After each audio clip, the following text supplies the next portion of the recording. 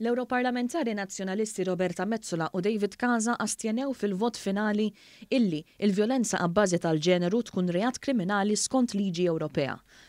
Kien hemm disgħin Membru Parlamentari Ewropew tal-Partit Popolari Ewropew illi astjena. Fost oħrajn illi astjenew ukoll kien hemm Manfred Weber, il-President tal-Partit Popolari Ewropew fil-Parlament Ewropew u li miegħu assistent lil Simon Busuttil. Min-naħa l-oħra l-Ewroparlamentari Laburisti Alfred Sant, Agius Saliba, Josianne Cutajar u Cyrus Engerer ivvotaw ilkoll favur fil-vot finali biex il-vjolenza Abbażi Tal-Ġeneru Tkun Reat Kriminali. Minkejja l-astensjonijiet innotati wkoll mis-sit awtorevoli EU Observer, mill-Parlament Ewropew xorta għaddiet talba biex il-Kummissjoni Ewropea tintroduċi leġiżlazzjoni illi tindirizza kull forma ta' vjolenza u diskriminazzjoni abbażi tal-ġeneru.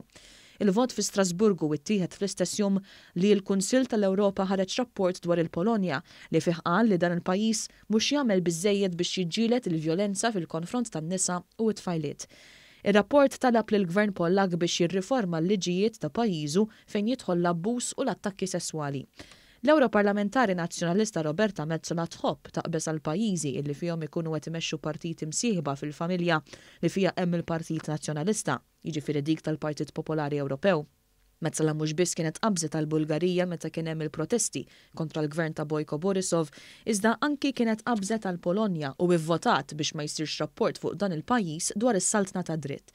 Dan fl-istess ħin illi mbagħad fuq Malta ma mxietx bl-istess kejl u kienet infexxet tattakka lil pajjiżna.